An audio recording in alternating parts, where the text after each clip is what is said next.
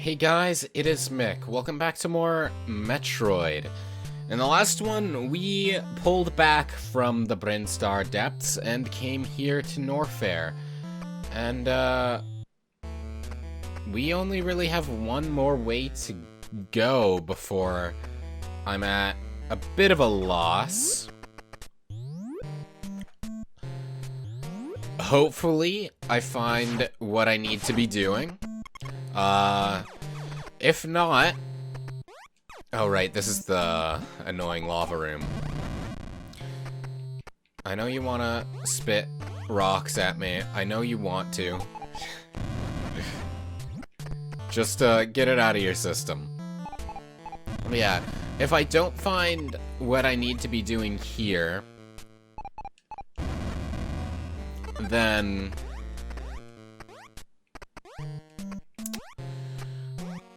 I only really have one other idea, and it's the weird lava rooms in Upper Brinstar, I guess I would call it. Cause like I know you could fall through. Hey, missile. I know you could fall through the ground there, or in both of them, I think, or in two of them, I think. And then there was a third one up top, which there might be something hidden in as well that I just haven't found. Oh, well, we have another hidden wall here. So, if I can't find what I'm looking for here, that'll be my next guess. That'll be my next place to just go and get lost and double check. We do seem to be... Ooh, this is an interesting room, wouldn't you say?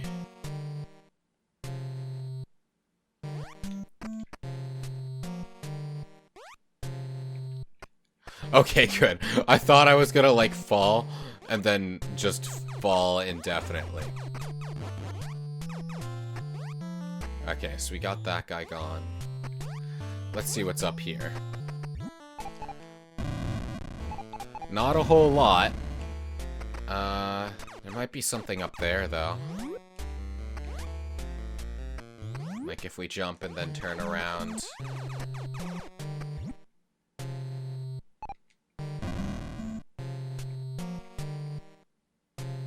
Not quite what I wanted.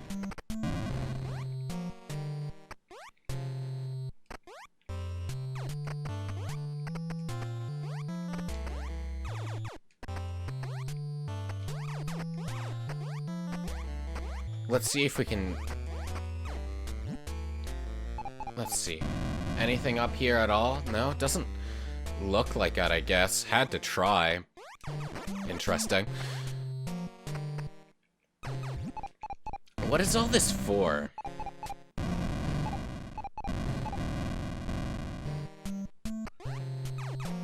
See, all this stuff around the ledge worries me, because it makes me think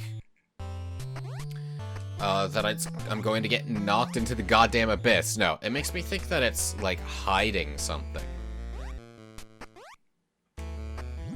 So, like...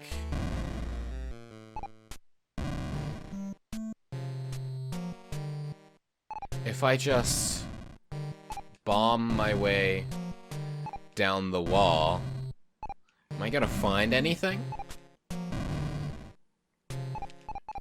Thing is, I don't know. It doesn't actually look like it, but then why is it here? I don't quite understand. And yeah, I'm gonna check every corner of the wall here, and I'm gonna check that one empty space up above a second time, because I wasn't holding right there. I was just like, hoping something would disappear. Like maybe if I go in there and eat shit, something will happen. So like, let's...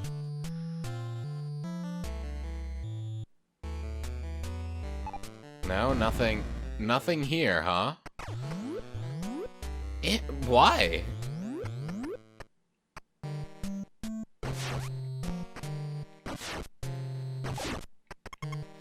one day I'll get the timing on that. But unfortunately, it is not this day!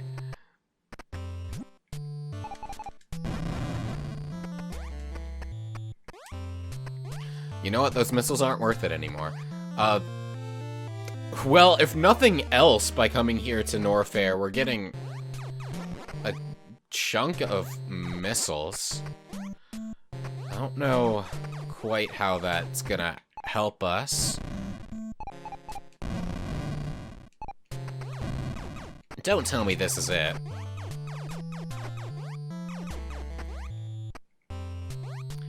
Yeah, I can't...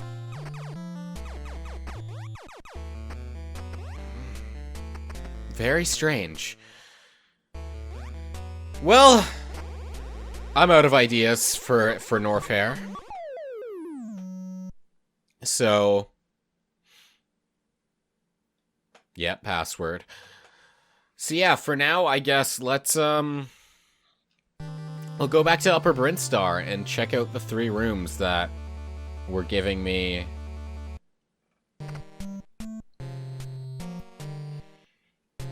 that are sticking on my mind. See if we can't find anything there. I do like this feeling of being lost, though. Because, like, I know this isn't this type of just aimless wandering and just checking walls and stuff. It's not something that everyone appreciates, and I get that. But, like, one of my, like, more bigger complaints about Metroid Dread recently is that it doesn't give you, like, it doesn't explicitly tell you where to go. It doesn't click waypoints and everything, but the game design felt very guided. Like, it always spit me out exactly where I needed to go. So there wasn't really a huge figuring out process. I didn't learn the world super well because I wasn't required to learn the world. Everything was just right there for me. And as such, like, that's not necessarily a bad thing. It means that the path design is very cohesive and the game developers know exactly where they want you to go next. But it also means that Dread wanted you to feel helpless. And in fact, it straight up tells you to at one point. But because, ironically, I had a lot less control on where I was going because I just knew. Ironically, because of that, I never felt like I wasn't having forward momentum. I was always progressing, and thus I felt more in control, and thus I never felt that sense of helplessness that they clearly wanted you to feel. And so I feel the atmosphere of the game suffered a bit for it. That and the game just not having a strong soundtrack, unfortunately. Not bad songs per se, but not memorable. It's not good enough by Metroid standards of soundtracks. Even here on the NES, these games have... They're very simple loops, but they're very memorable loops. Except for Norfair, maybe. Norfair feels kind of bland and uninspired, but hey, 1 out of 3 so far ain't so bad. But like, even here, but now like here in the original Metroid, I feel a bit more lost and thus a bit more helpless, and like that's the atmosphere that Dread wanted, right? But I digress. But also, I know that's just my opinion. I know there are plenty of people out there, I've seen plenty of just, like, journalism headlines that are like, wow, this is the hardest Metroid game. And I'm like, I disagree. But if you think so, then, like, that's awesome. I'm glad you had that experience that I wanted, essentially. Well, okay, so we fall through.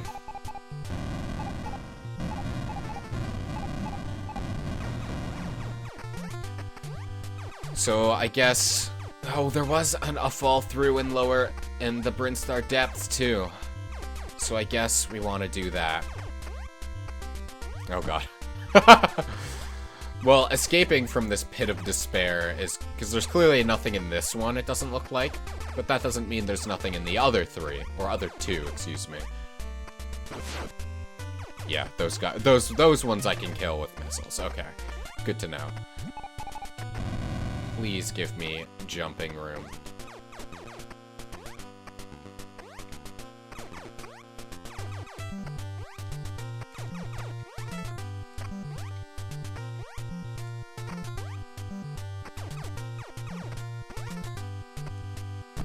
Oh, and then some of the lava...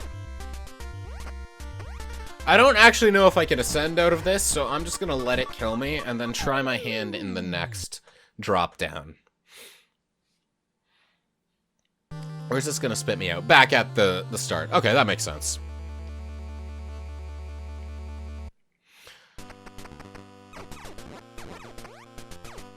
But yeah. Them's my thoughts on Metroids. I guess while I'm making my way back to where I'm going, I can just say all my thoughts on all of my Metroids. And of course, this is just going to be my subjective opinion, so obviously your mileage may vary, and, like, it's not a very cohesive, it's not like a complete reasoning of why I feel the way I do about each Metroid game. It's just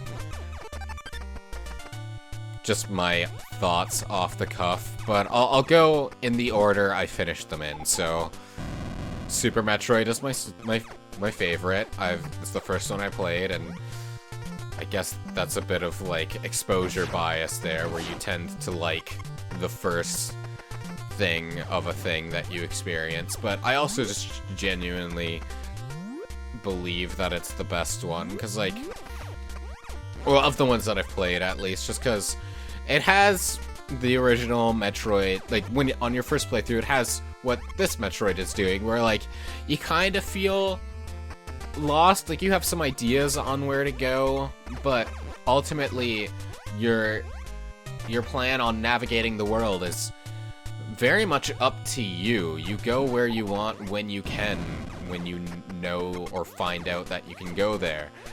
Like, an example of this is the wrecked ship.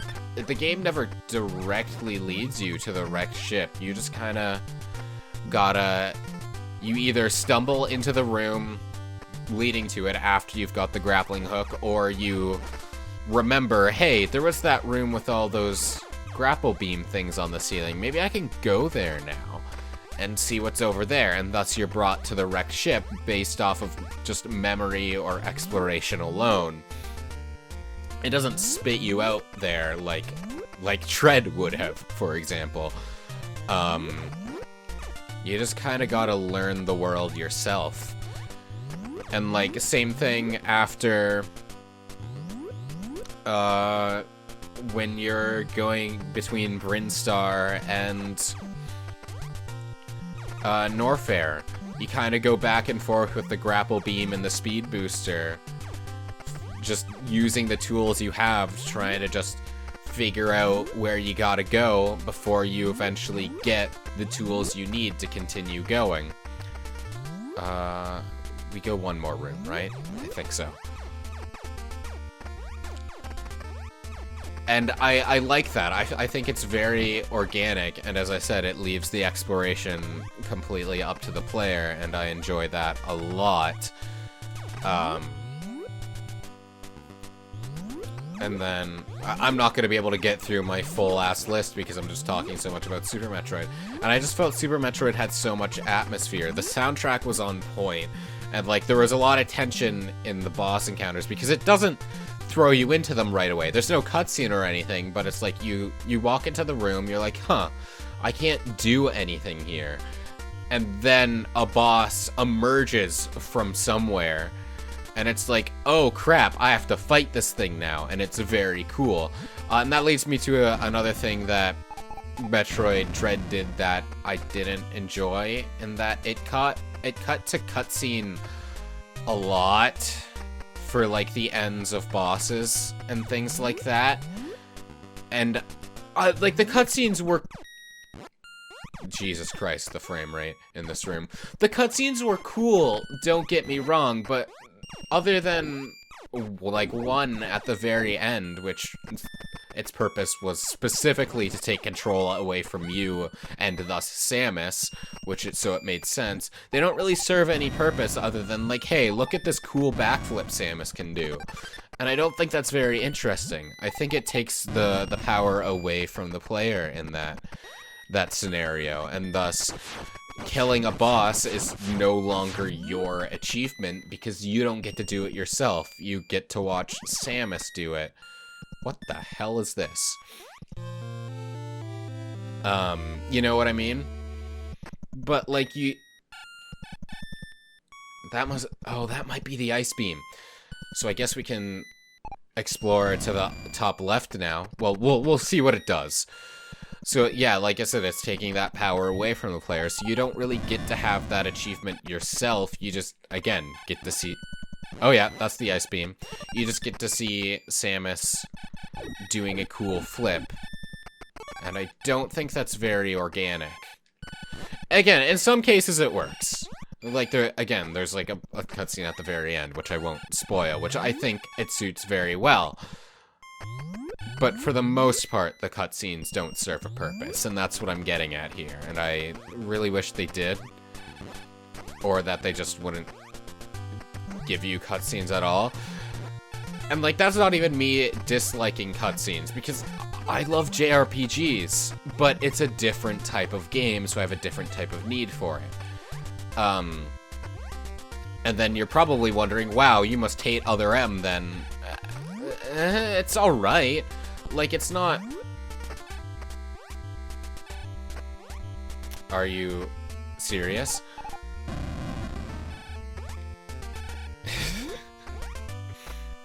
Like, it's not perfect, and it's not a Metroid game. Let me put it that way. So, when I play it, I don't really approach it as a Metroid game. I just approach it as an okay action game, and I enjoy it for what it is when I'm doing that. Well, I'm not jumping out of this hellhole myself. I guess I'm supposed to have, like, the high jump boots or something at this point, so I'm just gonna throw myself into the precarious hands of fate. Yeah, like I was... So, like, yeah, Other M, the exploration isn't there. It guides you all the way you go. So, like, I just don't approach it as a Metroidvania-style game, and I enjoy it more that way. It's still not fantastic. Like, there are better action games out there, and there are much better narratives out there. Other M had ideas, and then didn't use them properly. Like, there's the infamous, just completely dropped deleter subplot, which is like, yeah, cool, you set up a traitor, and then just don't even talk about who the traitor is. That's a very interesting choice. And also, come on, man, you made Samus like 5 feet tall to make her shorter than all her male co-stars, when we all know that Samus is an 8-foot giantess, and that's how it should be. Just say you're a coward and you don't like tall women. And then after that, Metroid 2. Metroid 2 I enjoyed a lot going back to. Probably for a lot of the same reasons that I like 1, or I'm liking 1 for the most part. It's definitely harder. Not necessarily harder to navigate because it's smaller, but it is less interesting to navigate because everything looks similarly, but that's just because it's on the NES, and Metroid 2 had the same issue, being a Game Boy game. But, like, that's fine. Judge it by the standards of its release, typically.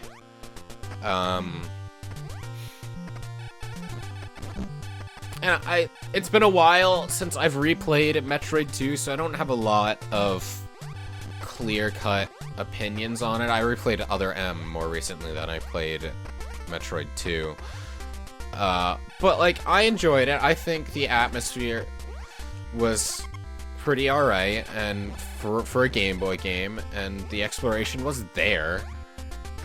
And the idea of hunting down all the Metroids, it's pretty cool. And you have the freedom to kill them in any order you find them. You don't have to do it in any specific order, and that's exactly how it should be. And I liked it. I liked it a lot, and I liked the remake as well. I feel like the remake kind of suffered a little bit in boss encounters. I didn't find them terribly interesting. The only one I really remember is the one at the end, which, of course, I'm going to remember the one at the end for obvious reasons if you've played it. And the original final boss, which of course, and then that, like, robot thing, but I only remember the robot thing because I found it kind of frustrating, but that's also because I was doing it wrong. So, of course I'm going to find it frustrating. So, I actually kind of prefer the original for what it is more than the remake for what it is, but again, that's just based off of my loose memory. Again, it's been a while. And then after that, we were at Dread. So, I've already explained my thoughts at Dread. I think it's a great game, could have used a better soundtrack, could have given a little bit more power to the player, in my opinion. Also, I thought the Emmys were annoying. I didn't struggle with them, I just thought they were annoying. But I know that's not the... Whee! Can I turn the ice beam off at all? 'Cause it's making killing enemies take longer, which isn't necessarily what I want. Free me. But yeah, I just found the enemies like an interruption of the flow. And I think the fact that they are instant killing was kind of nonsense. But it also isn't a hindrance either, because the game has no punishment for dying, which, again, this is a personal thing. I know that a lot of people don't like to redo things when they die in a video game, and that's perfectly understandable. But I think death needs to hold, in my opinion, death needs to hold some sort of punishment for it to be threatening. So, like, the fact that death isn't a punishment means that the Emmy encounters also aren't threatening, because you just get sent back to the adjacent room and it's no big deal. Right? But also, they really couldn't have made death a punishment against the Emmy encounters. Hold on, let me take a glance at my map I've been creating in between chapters. Okay, I need to go left and around to find the thing I was looking for.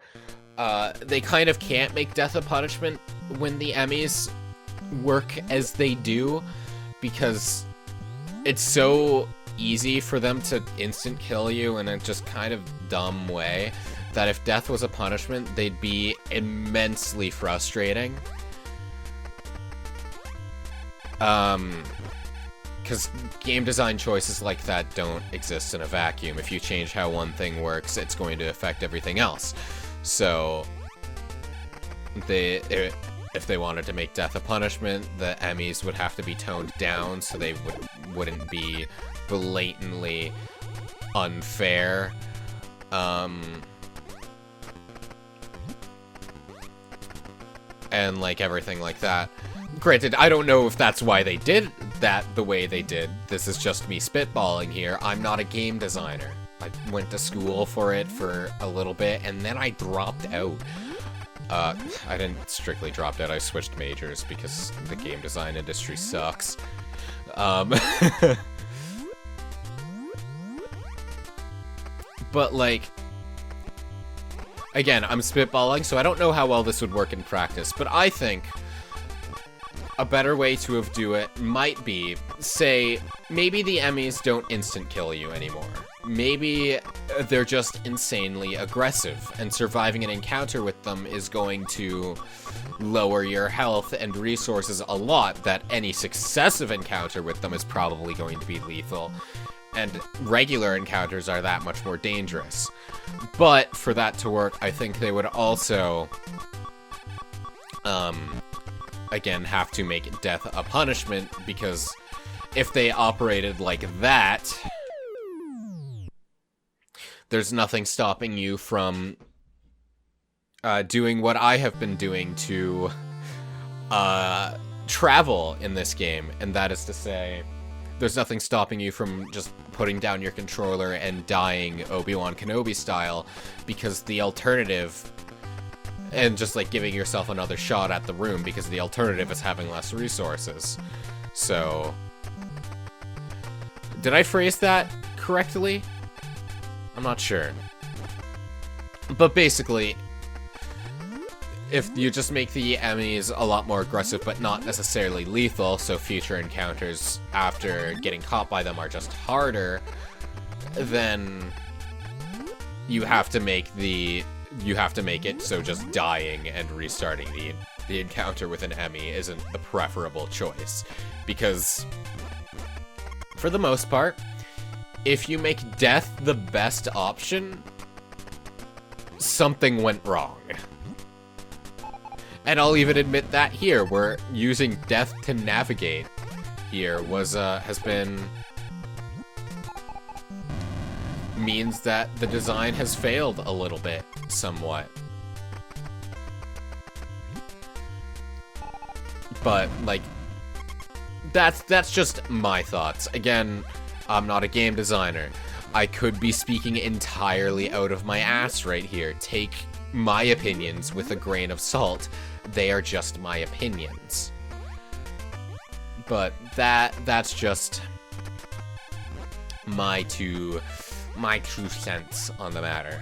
But regardless, I did enjoy Dread a lot. I thought for the most part it was really cool. The final boss, for example, absolutely rocked. I thought some of the bosses weren't super memorable, partially for the reasons I described of it taking control away from you, partially just because they weren't memorable to me. But the final boss rocked, and like the world was absolutely gorgeous, and yeah, it's just, I think the reason why I have so many criticisms, why am I going this way? Because I think I need to go this way. The reason I have so many criticisms for Dread is because it's fresh in my mind, and because I enjoyed it, and because I wish it could have been better for me. It's already a good game, and I just wish that it could have taken a little more time in the oven to just elevate it even further, even if all that means is make a better goddamn soundtrack. You know what I'm saying? But we got the product we got, and I'm ultimately happy with it, you know? I worry about this a lot because it's easier to focus on the negative of something than it is the positive, but I hope that me focusing on the criticisms I have with Dread doesn't come off as me hating it, because I don't. I loved it a lot, and I'm very happy that that's the direction Metroid is taking now. But that doesn't mean it's my perfect game. Oh, Jesus Christ. It approaches! I'm under a freaking attack. Oh god, I am under attack.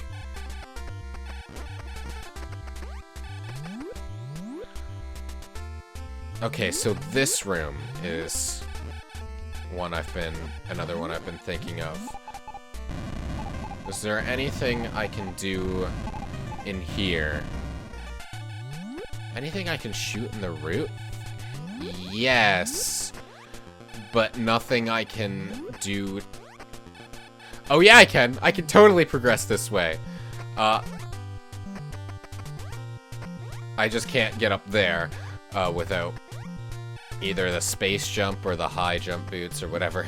Freaking fall through floor. Screw off. Okay. Well, there is one more area in Norfair I can check out though, now that I have the ice beam. So I'm gonna go there for now before I call it. Just gonna rush back super quickly. This sure has been a video where I'm just rambling about nothing, huh? Cause yeah, there was that...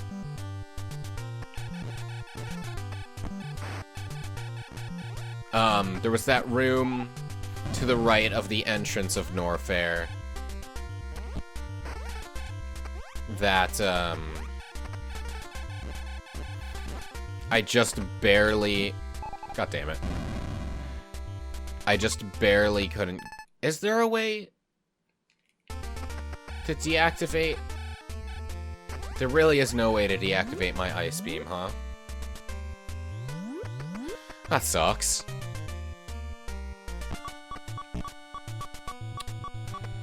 That was, dangerous, and this still is dangerous. I may die on the descent. No? Is this the way to Norfair, or is there still things lower? I think that is the way. Yeah, it has to be. I wonder if I get the high jump boots, like, out of sequence, or maybe even in sequence. Maybe I just missed them. I wonder if I can just skip the ice beam. Because if so, that would make this maybe a bit more tolerable. It certainly will, it's gonna help against, like, these types of enemies, because I can just freeze them in place. And then just not deal with them. Like...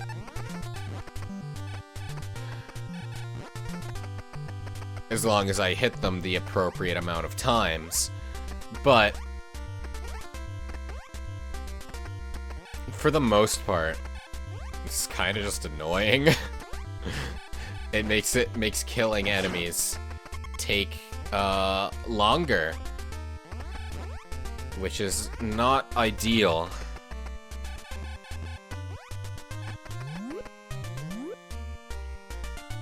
Because I feel like enemies only take damage if you shoot them while frozen, or something like that. Or enemies only... either enemies only take damage if you shoot them while frozen, or they only take damage upon the initial shot. I don't know which, but either way, you're doing less overall damage, because you have to freeze them first. Gotcha. And that's just not very cool, despite it being ice. But yeah, if there's a way to... it'd be one thing if the ice beam upgrade doubled your damage, because I know a lot of beam upgrades in Metroid do. But it doesn't seem to, so it just slows things down. Pretty funny that we can freeze fire completely solid, though. Oh!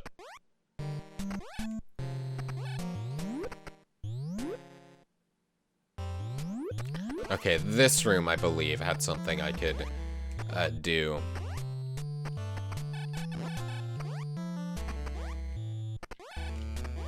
Yeah, we just jump on that, and now we're up here. And now we're in just a completely...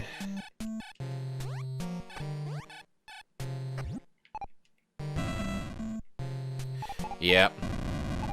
I figured. There's an enemy along the wall you can freeze. There's gotta be... Oh, jeez. These guys. This is gonna kill me. Oh, but there's something there. There's something there. Oh. I know we've been running for... super long. I think. But I gotta figure out what that is. I gotta, at the very least, get into the next room. Not gonna happen if I'm playing like that, though.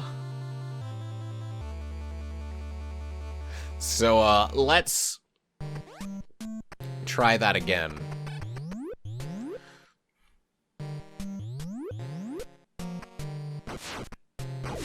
Gotcha. And you drop 20, right? Yeah. Doesn't help if I take 10. I have so many missiles, so why don't I just... Rather than attacking with my ice beam, why don't I just use these? I feel like that'll solve my problems.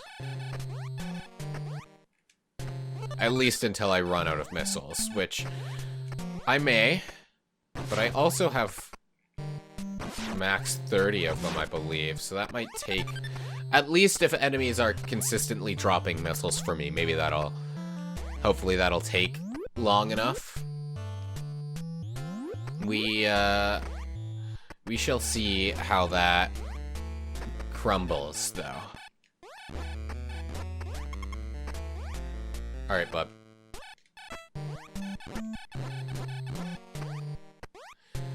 Actually, is there anything...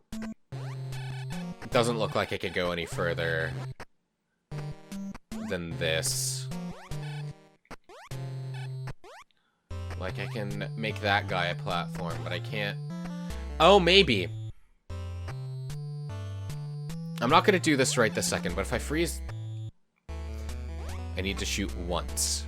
If I freeze this guy there, maybe I can jump on him. Like, if I do that... Yeah!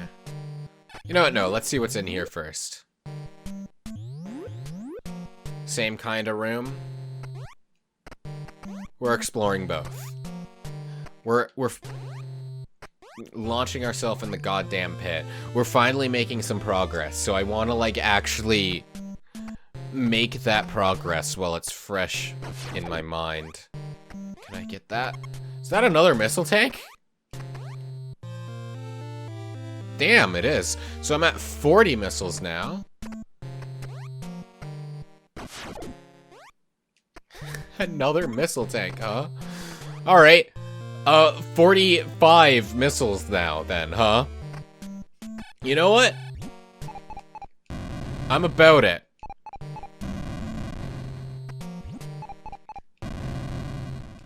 Why is this part of the ground destructible?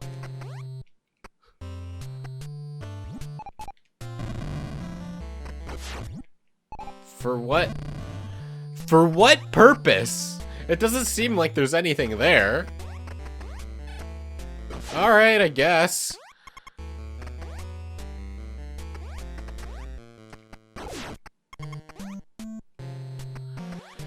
Alright, now I gotta go and see what is below me in that room down there. And then once we find that out, we'll call it and figure out where to go next, because I'm out of ideas here. There is that one room in the Brinstar Depths, I suppose. Because there was that fall-through lava room there.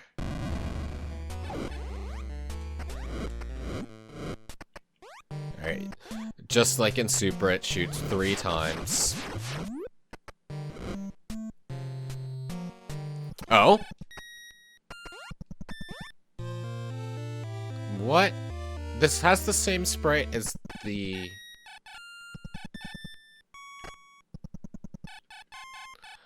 I don't know what that did.